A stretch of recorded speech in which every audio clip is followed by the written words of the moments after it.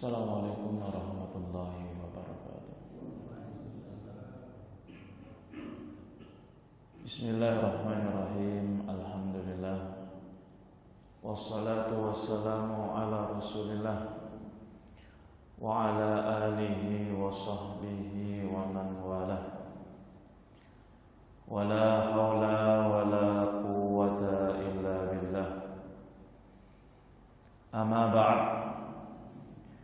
Ikhwani fiddin, jamaah salat maghrib Masjid Al-Barakah rahimani wa rahimakumullah.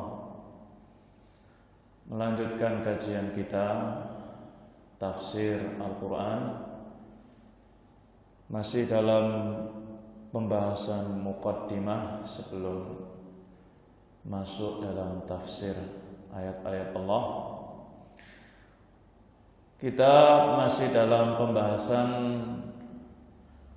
Al-Makkiyah dan Al-Madaniyah.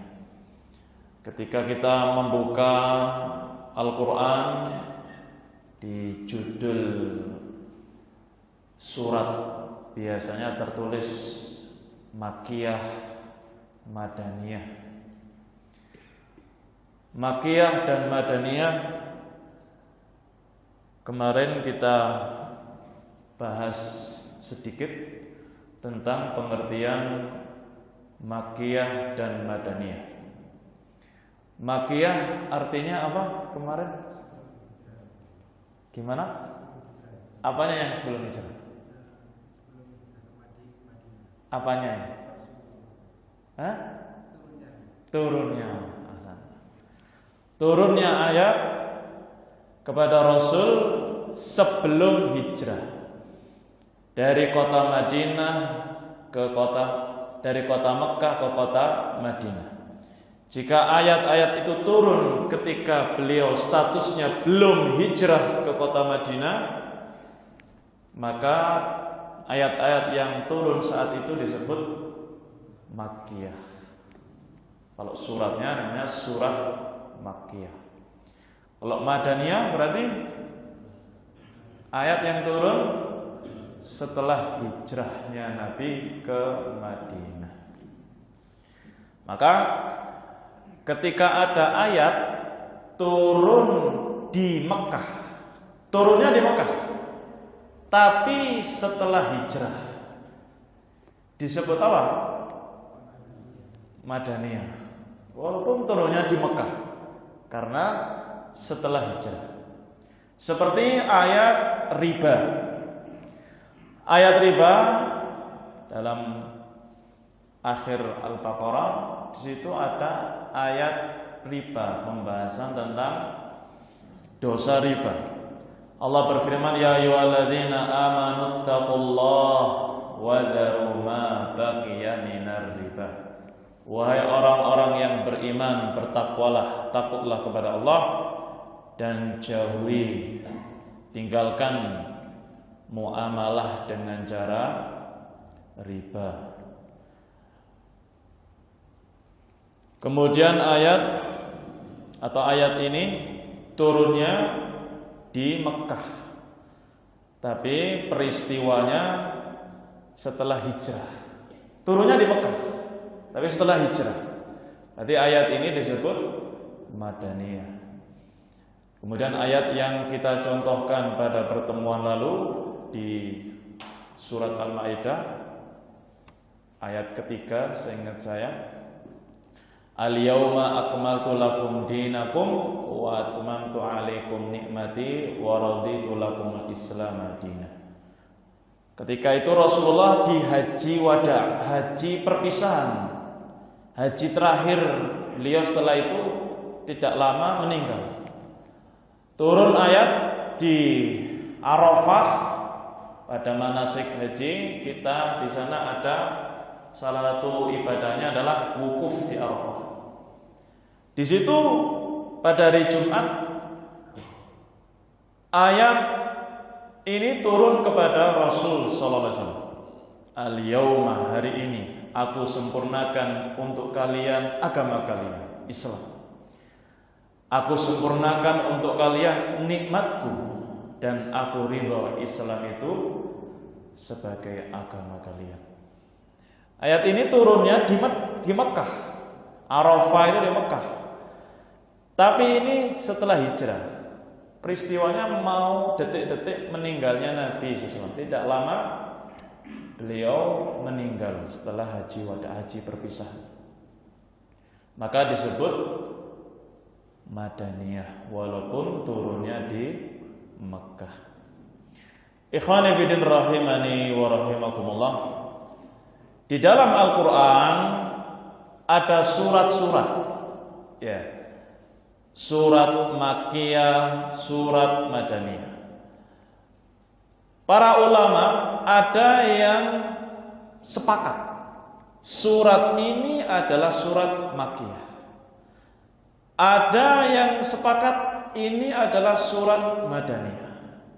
Tapi ada juga yang diperselisihkan oleh para ulama, apakah ini Madaniyah, apakah ini surat Makkiyah. Maka ketentuannya dalam surat itu dikatakan Makkiyah atau Madaniyah, satu, bisa jadi seluruh ayat itu Makkiyah, ayat-ayatnya itu turun sebelum hijrah. Semua ayat dalam satu surat turun sebelum hijrah, Makkiyah. Atau ada surat seluruh ayatnya turun setelah hijrah, berarti Madaniyah. Tapi ada surat yang mayoritasnya turun sebelum hijrah, tapi ada yang sebagiannya dalam surat itu turun setelah hijrah. Ya, misalnya ada surat mayoritasnya ayat itu turun sebelum hijrah, ada beberapa turun setelah hijrah. Maka para ulama di sini mengatakan ini termasuk surat Makkiyah. Kenapa? Dilihat dari mayoritas. Mayoritasnya ayat-ayatnya adalah Makkiyah. Dan sebaliknya, jika mayoritas ayat-ayat itu setelah hijrah, berarti disebut Madaniyah. Ikhwani fillah rahimani wa rahimakumullah. Sekarang apa yang bisa kita petik? Buah apa? Tentang apa Makkiyah dan Madaniyah ini? Kenapa kok disebutkan oleh para ulama? Kok ditulis di situ itu kenapa? Di Quran itu kalau kita lihat di atasnya Makkiyah Madaniyah, terus tujuannya apa? Kan gitu. Disebutkan oleh para ulama. Sebelum kita sebutkan faedahnya, Makkiyah, surat Makkiyah yang turun sebelum hijrah, satu, karakternya itu adalah quwwatul uslub, gaya bahasanya itu kuat, wasyiddatul khitab, kondisi orang yang diajak bicara, objek sasaran ayat itu adalah orang-orang yang keras. Kenapa? Li'anna ghalibal mukhatabin muqridun mustakbirun. Dalam surat Makkiyah itu ayat-ayat yang turun sebelum hijrah, objek sasaran yang diajak sasaran ayat itu adalah orang-orang yang menentang agama, menentang Rasul, menentang Allah, dan orang-orang yang sombong, orang-orang musyrik di zaman itu. Wala yaliqu bihim illa dzalik. Gak bisa untuk mengenai mereka ini kecuali dengan tadi, harus keras, harus kuat gaya bahasanya. Seperti dalam surat Mudaththir dan surat Al-Qamar. Kalau kita baca terjemahannya di situ, itu bahasanya usulnya kuat, konteks bahasa dan objek sasarannya orang-orang yang menentang Allah, menentang Rasul. Nah, ini karakter Makkiyah. Adapun karakter surat Madaniyah yang tadi turun setelah hijrah, karakternya itu gaya bahasanya lembut. Dan orang-orang yang menjadi objek sasaran itu adalah orang-orang yang mudah menerima. Kenapa? Li'ana ghalibal mukhatabin maqbulun munqadun. Orang-orang itu objek sasaran ayat turun kepada mereka adalah orang-orang yang mereka itu menerima Islam, tunduk kepada Rasul SAW, tunduk kepada Allah Subhanahu wa Ta'ala. Itu karakter surat Madaniyah. Kalau kita ini surat Makkiyah, berarti itu konteksnya suatu yang berat, keras. Karena ini sedang membicarakan tentang orang-orang yang menentang Allah. Adapun tadi surat Madaniyah bahasa-bahasanya tidak membicarakan tentang orang-orang yang menentang. Ya, karena ini konteksnya adalah orang-orang yang menerima syariat. Kemudian karakter surat Makkiyah yang kedua. Tadi karakter satu Makkiyah dan Madaniyah. Karakter yang kedua pada surat Makkiyah itu qisarul ayat. Ayat-ayatnya pendek-pendek. Ya, di juz-juz terakhir itu kan pendek-pendek itu ya. Pendek-pendek. Ciri-ciri surat Makkiyah itu ayatnya pendek-pendek. Qisarul ayat. Wa quwwatul muhajah, kuatnya dialog dan perdebatan antara nabi, antara para rasul, antara Islam dengan orang-orang yang menentang. Karena tadi di situ membicarakan tentang orang-orang yang menentang Allah, orang-orang yang memusuhi Rasul sallallahu alaihi wasallam. Kemudian ciri kedua, karakter kedua pada surat yang disebut Madaniyah, karakternya itu ayat-ayatnya tulul ayat, panjang-panjang. Seperti apa? Ayatnya panjang-panjang? Al-Baqarah. Al-Baqarah ayatnya panjang-panjang. Ada satu ayat di 2 halaman terakhir sebelum terakhir itu sak halaman gini. Ayat terpanjang satu Al-Quran di Al-Baqarah. Karakter surat Madaniyah itu memang panjang-panjang ayatnya. Kemudian wa dzikrul ahkam. Dalam surat Madaniyah ciri-cirinya disebutkan tentang hukum-hukum. Hukum sholat, hukum haji, hukum puasa, hukum-hukum. Nah, masalah ahkam, hukum-hukum dalam syariat itu disebutkannya di surat yang disebut Madaniyah. Kalau Makkiyah dari konteksnya yang berat-berat, masalah permusuhannya para rasul dan orang-orang musyrik, perdebatan, hukuman, ancaman neraka bagi mereka. Tapi hukum-hukum sholat, puasa, haji itu masuknya nanti karakter pada surat Madaniyah. Ikhwani fiddin rahimani wa rahimakumullah. Kemudian temanya juga di dalam surat Makkiyah, kembali ke Makkiyah, tema dalam surat Makkiyah itu takrirut tauhid wal aqidah as-salimah. Tadi di samping tentang membahas orang-orang yang musyrik, pertentangan, perdebatan dengan mereka, pembahasan juga di situ seputarnya adalah seputar tauhid. Mengesahkan Allah, beribadahlah kepada Allah, jauhi kesyirikan. Nah, seputar itu. Jauhi kesyirikan, tauhidkan Allah, beribadahlah hanya kepada Allah semata, tinggalkan berhala-berhala, inilah akidah Islam. Ini dibahas di dalam Makkiyah. Ya, karena mayoritasnya tadi orang-orangnya adalah orang-orang yang mengingkari Islam, mengingkari keesaan Allah, mengesahkan Allah dalam ibadah. Mereka mengingkarinya, menduakan Allah dalam beribadah. Wa amal madani, temanya itu adalah tafsirul ibadat wal muamalah, memperinci perincian-perincian ibadah perincian-perincian tentang muamalah.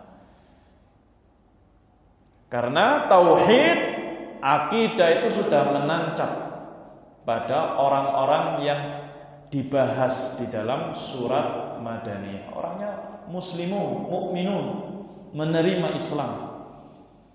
Akidahnya akidah salimah, tauhid kepada Allah sudah kokoh. Nah, di situ diperinci, perincian temanya adalah tentang tafsir, perincian ibadah dan muamalah. Karena kebutuhan mereka tentang hal itu. Islam sudah diterima, iman sudah beriman. Sekarang ibadah yang harus diperbanyak oleh mereka butuh diperinci. Turunlah ayat kepada mereka, kepada Rasul, ditulis atau turun pada surat Madaniyah. Ikhwani fillah rahimani wa rahimakumullah. Kemudian juga penyebutan tentang jihad itu masuk dalam surat Madaniyah. Karena di situ membahas tentang peperangan ketika Rasul sudah hijrah ke Madinah. Pertempuran ini ketika setelah hijrahnya Rasul ke Madinah. Maka di surat Madaniyah juga dibahas tentang jihad. Kemudian juga membahas tentang orang-orang munafik. Kalau di surat Makkiyah membahasnya orang-orang musyrik, kalau di Madaniyah itu juga terbahas orang-orang munafikun. Kenapa? Karena munculnya itu ketika beliau sudah hijrah ke Madinah. Munafikun itu adalah orang-orang yang yudhirunal Islam, menampakkan Islam. Orang yang melihat dia tahu, oh ini muslim. Sholat ya kadang sholat, puasa ya kadang puasa. Tapi yubtinun al-kufur, menyembunyikan dalam hatinya kekufuran, permusuhan, benci dengan Islam itu mancep di hatinya. Walaupun tampaknya muslim. Maka ini adalah orang-orang munafikun. Ikhwani fiddin rahimani wa rahimakumullah. Ini adalah tema yang terkandung di dalam surat Madaniyah dan surat Makkiyah. Sekarang apa sih buah yang bisa kita petik? Tadi kan kita mempelajari pengertian, ciri-ciri karakter, ya. Kemudian buah yang bisa kita petik itu apa? Dari belajar mengetahui ini surat Makkiyah, ini surat Madaniyah. Yang pertama,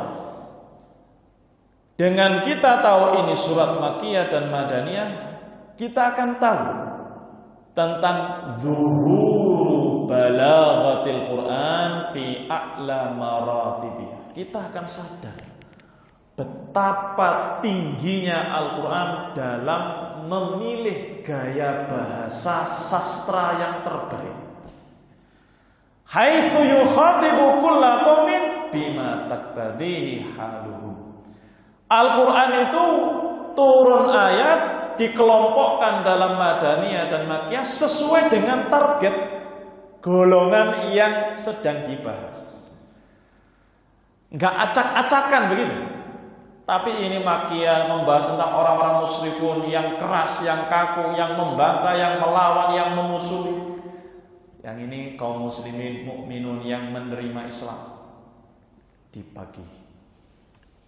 Nah, di sini menunjukkan sastra bahasa dalam Al-Quran yang sangat puncaknya bahasa dengan pemilihan yang terbaik.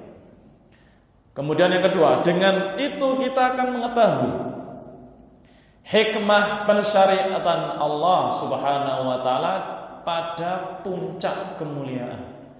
Haitsu yatadarraju syai'an fa syai'an bihasabil ahammi ala ma taqtadihi halul mukhatabin.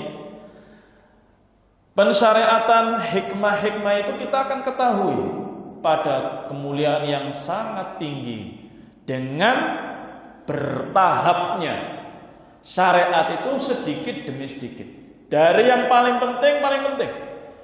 Kalau tadi kan Makkiyah membahas tentang apa? Tauhid, membahas tentang bahaya syirik. Dikuatkan sampai orang-orang beriman, yang beriman menerima menjadi seorang muslim. Kemudian datang syariat sholat, syariat puasa, ya, syariat haji.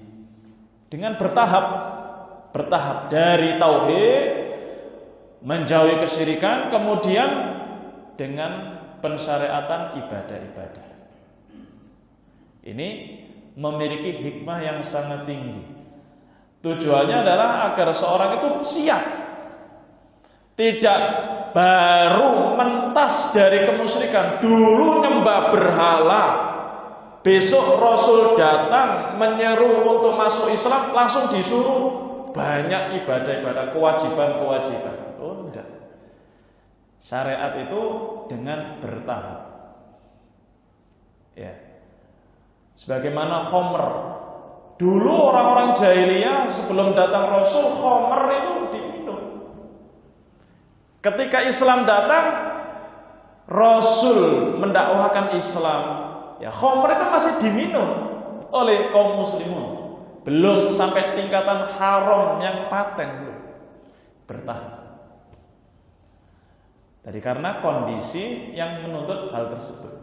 Hikmah pensyariatan itu dengan indahnya Al-Quran, Islam syariatnya datang secara bertahap.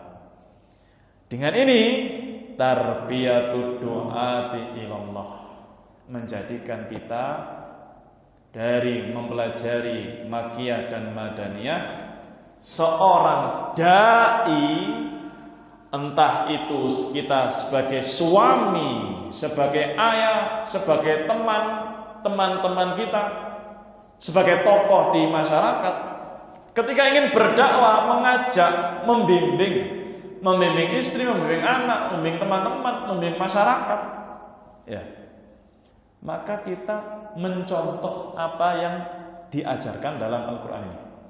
Bagaimana? Taujihuhum ila an yatba'u ma salakal Quran fil uslub wal mawdu'. Kita meniru Al-Quran, bagaimana tata bahasanya, temanya mana yang dimulai dalam berdakwah. Dilihat kondisi sosok yang mau kita ajak bicara. Ini golongannya siapa? Anak kita ini menerima atau tidak, sudah dewasa atau masih kecil. Istri kita ini juga sama. Dulunya sebelum menikah gimana kondisi agamanya, setelah menikah gimana ngajarinya. Kan betul bertahap. Teman kita, tetangga kita, satu rumah, satu tembok, yang kita ini sholat di masjid, ini nggak sholat di masjid, gimana caranya? Ngajak bapak fulan, tetangga saya, sholat di masjid.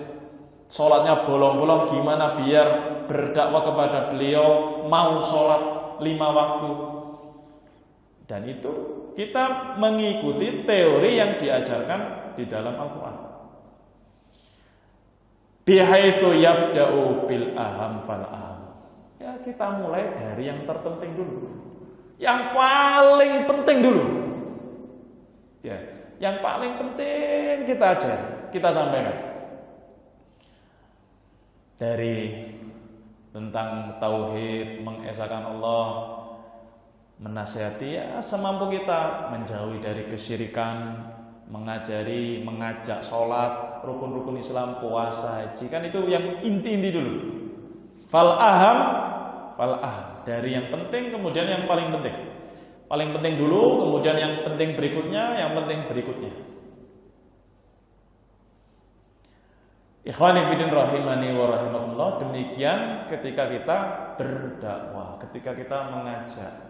Tidak bisa dengan paksaan, harus dipaksa, harus disemuakan pelajaran, diajarkan semuanya, tidak bisa. Harus dimulai dari yang paling penting, yang paling utama untuk dipelajari. Wa tustamalu syiddah fi maudhiha, dan terkadang seorang itu butuh untuk keras dalam mengajari, dalam menasihati. Ya. Oh, ini keras ini orang ini. Kalau nasihati keras. Jadi ketika kita berdakwah, hukum asal berdakwah itu dengan lemah lembut. Dengan lemah lembut, ya, dengan bahasa yang sopan santun, dengan yang indah, yang enak, ya. Tapi bukan berarti kita tidak boleh keras. Begitu. Rasul SAW mengajari, nanti kita sebutkan contohnya. Oh, Rasul itu lemah lembut, dakwah itu keras itu. Ustaz keras itu, syirik tauhid. Wis itu keras itu, jangan ikuti. Nah, misalnya, Bapak fulan itu ngajak sholatnya keras. Misalnya, ke anaknya itu loh keras, sama anaknya keras. Ya kita lihat dulu, mungkin sudah ngajak bertahun-tahun, sudah lama, dari yang lemah lembut dengan cara yang sangat sopan, sudah semua cara lemah lembut dicoba. Mungkin kan kita tidak tahu. Maka seseorang ketika berdakwah mendahulukan kelemah lembutan, dan terkadang tusta'malu syiddah fi maudhi'ah. Kita gunakan dengan model keras. Bisa jadi dengan ancaman-ancaman, dengan perkataan-perkataan yang cukup pedas. Ancaman-ancaman nanti kalau nggak melakukan ini hukumannya ini, hati-hati kamu. Ya, jadi tidak dengan mudah, dengan enak, dengan lemah lembut saja. Terkadang seseorang itu model-model yang menentang, mendebat, butuh terkadang kita juga harus bisa memposisikan diri dalam hal tersebut. Nanti kita akan sebutkan contoh-contoh di mana Rasul sallallahu alaihi wasallam ketika berdakwah kadang beliau keras kepada sahabatnya sendiri. Ya. Ada yang sebagian sahabat ngimami dengan bacaan yang panjang. Bacaannya panjang sekali. Itu Rasulullah marah itu kepada sahabatnya. Padahal sahabatnya sendiri orang yang beriman mengikuti Rasul dimarahi. Apakah kamu ini akan membuat orang-orang lari? Gimana kamu ini? Apa kamu ini membuat orang lari? Maka seorang itu harus menempatkan posisi dalam berdakwah. Siapa yang di hadapan dia? Apakah dia ini ketika dikasih lemah lembut bisa menerima, atau memang butuh sedikit pertegas ketika menjelaskan. Ikhwani fillah rahimani wa rahimakumullah. Ini adalah faedah dari ketika kita mengetahui makkiyah dan madaniyah. Sebagaimana Allah kepada orang-orang musyrikun pembahasan konteksnya hukuman, azab, ya keras. Kepada kaum muslimun lemah lembut, mudah. Kemudian dengan kita tahu madaniyah dan makkiyah ini, kita akan tahu di mana ayat-ayat yang sudah dihapus hukumnya. Nanti juga kita akan pelajari ada ayat-ayat yang hukumnya sudah dihapus. Ayatnya mungkin masih ada tapi hukumnya sudah dihapus. Berarti salah satu syarat yang bisa menghapus itu adalah sesuatu yang datang belakangan. Ada ayat turun menjelaskan tentang hukumnya halal misalnya.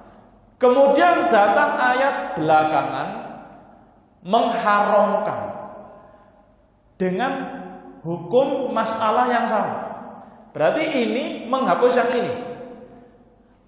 Berarti kalau dalam surat makkiyah dan madaniyah, mana yang menghapus? Madaniyah menghapus makkiyah. Misalnya ada ayat makkiyah mengatakan di situ halal. Di sini madaniyah dengan masalah yang halal mengatakan haram. Berarti ayat yang di sini mungkin lafadznya masih ada, tapi hukumnya sudah dimansukh, namanya dihapus. Di sini adalah ayat madaniyah yang menghapusnya dengan hikmah Allah. Kayak tadi, khomer sebelumnya boleh, ya kemudian jadi haram. Itu kan ada tahap-tahap dalam pengharaman yang dulunya boleh jadi haram. Dengan tahu Makkiyah dan Madaniyah, kita akan tahu Makkiyah berarti ini adalah yang belakangan, datang duluan. Berarti Madaniyah ini datang belakangan. Yang belakangan pasti menghapus yang sebelumnya. Berarti Madaniyah menghapus Makkiyah. Ini salah satu faedah ketika seorang mengetahui mana Makkiyah, mana Madaniyah. Ikhwani fillah rahimani wa rahimakumullah. Kemudian tadi sempat terlewat di surat Makkiyah itu seringnya ketika ayat itu turun, khitab orang-orang yang diajak bicara, Allah menyebutkan dengan kalimat ya ayyuhan nas, ya ayyuhan nas. Nah, kalau ada ayat awalnya ya ayyuhan nas, itu adalah ciri-ciri surat Makkiyah. Kalau kita baca Al-Quran, ya ayyuhan nas, ya ayyuhan nas, berarti Makkiyah. Kalau disebutkan ya ayyuhalladzina amanu, wahai orang-orang yang beriman, berarti di sini apa? Madaniyah. Kalau seluruh ayat di dalam surat ada ya ayyuhan nas, ya ayyuhan nas, ya ayyuhan nas, berarti itu adalah surat Makkiyah. Demikian pula jika ada lafaz ya bani Adam, ya bani Adam, wahai anak cucu Adam, wahai manusia anak Adam, itu juga surat Makkiyah. Kemudian termasuk ciri surat Makkiyah adalah diawali dengan huruf-huruf muqatta'ah. Huruf-huruf muqatta'ah seperti Thaha, Hamim, ya, Alif Lam Mim, Tasin Mim, Ain Sin, Qaf, ya, Qaf, Shad, huruf-huruf muqatta'ah yang di awal-awal surat biasanya. Itu kalau diawali dengan huruf-huruf muqatta'ah itu adalah surat Makkiyah. Kecuali surat Al-Baqarah dan surat Al-Imran. Hanya dua surat ini yang diawali dengan alif lam mim, alif lam mim, tapi apa? Suratnya bukan surat Makkiyah. Suratnya adalah surat Madaniyah. Padahal diawali dengan alif lam mim. Adapun selain Al-Baqarah dan Ali Imran yang diawali huruf-huruf muqatta'ah, Qaf, Shad, Hamim, Tasin, Mim, dan yang lainnya, Yasin, itu adalah surat Makkiyah.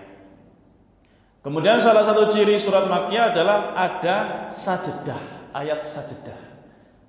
Ya, kalau ada ayat sajdah dalam surat, itu adalah ciri bahwa surat itu adalah surat Makkiyah.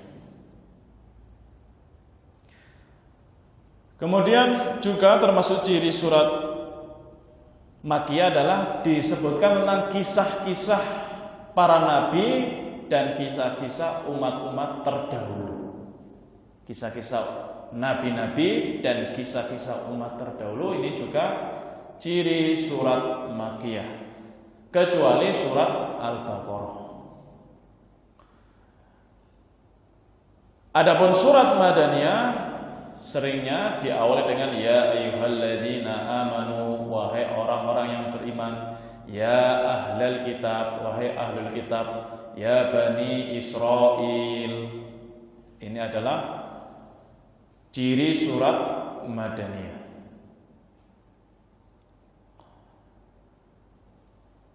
Ikhwani fillah rahimani wa rahimakumullah. Ini adalah penjelasan tentang Madaniyah dan Makkiyah.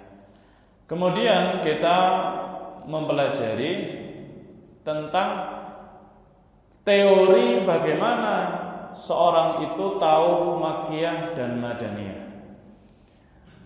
Disebutkan oleh para ulama, hukum asalnya Makkiyah dan Madaniyah ini diketahui tidak dengan akal, tidak dengan analogi-analogi.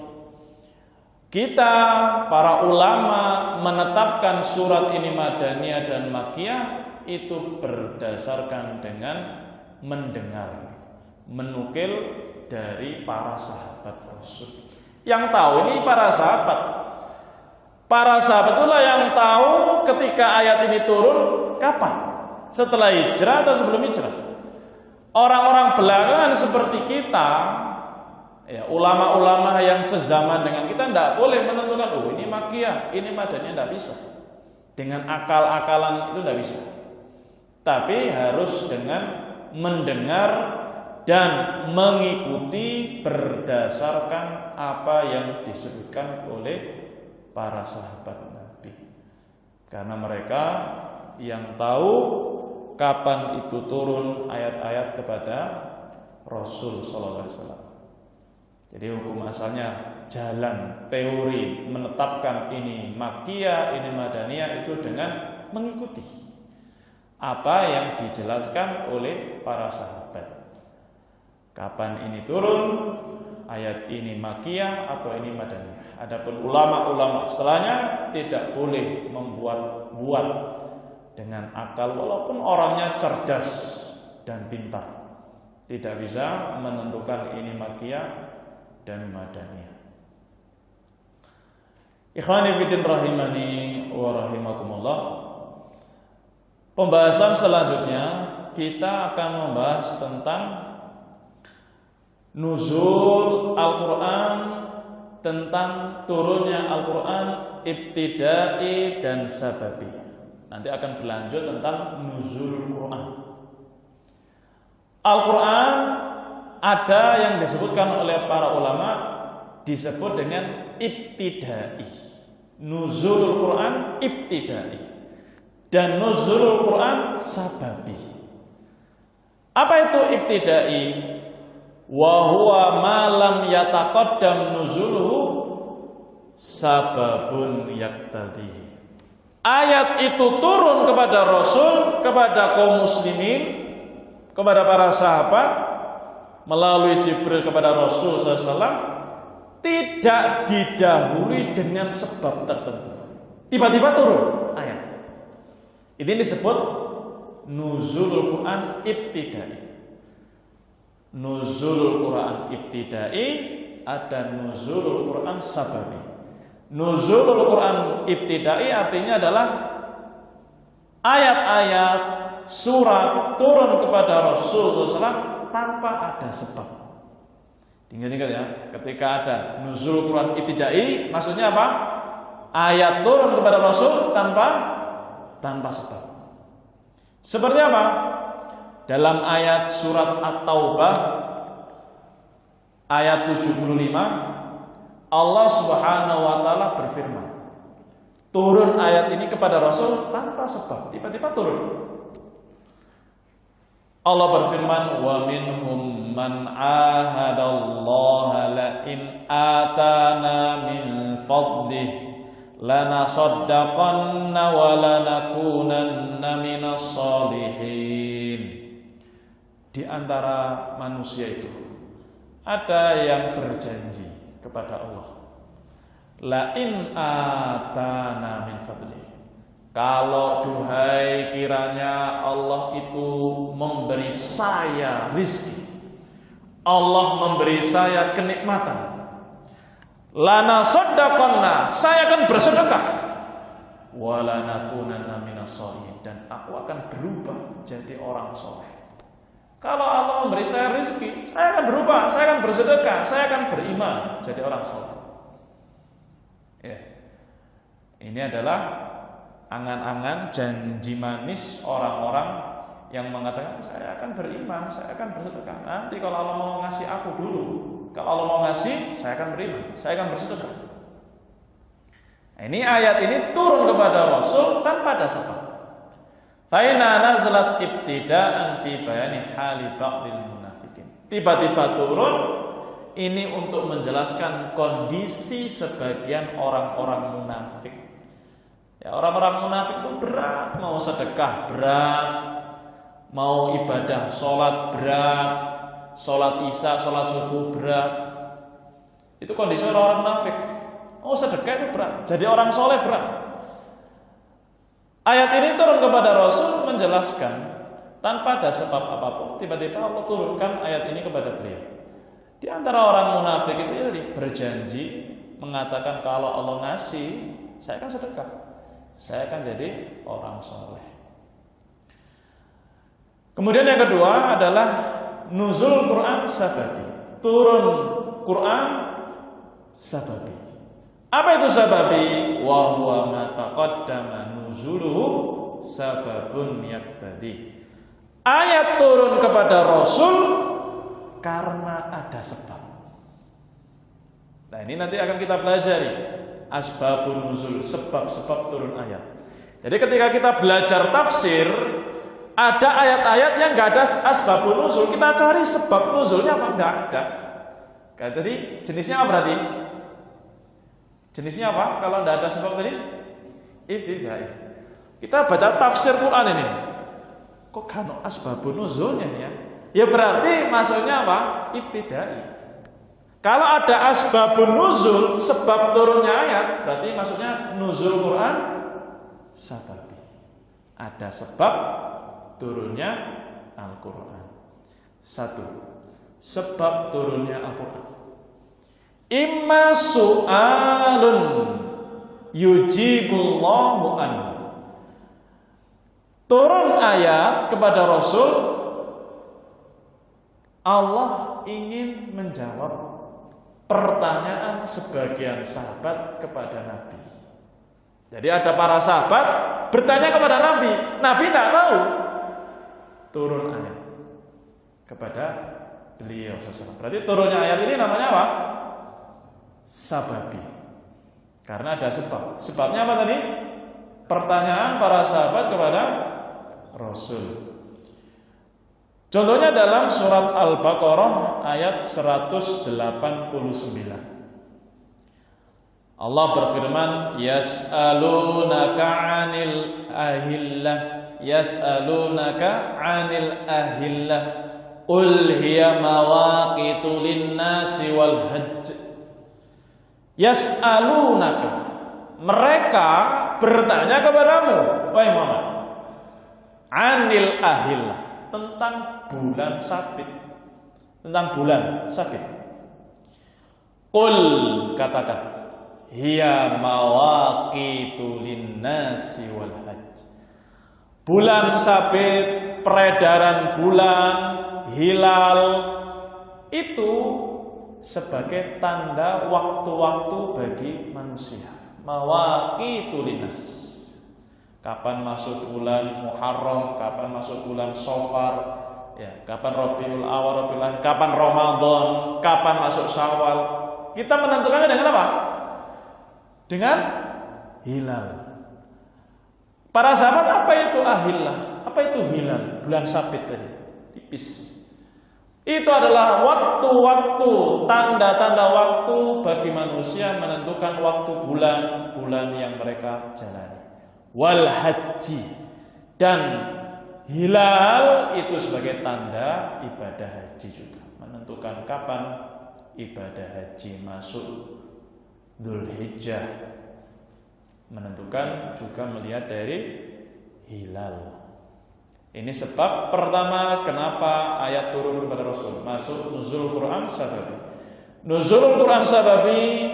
Sebab kedua ayat turun kepada Nabi SAW adalah hadithatun waqa'at tahtaju ila bayanin wa tahdhir. Sebuah peristiwa yang terjadi dan butuh penjelasan dan tahdhir, peringatan dari Allah Subhanahu wa taala tentang hal itu.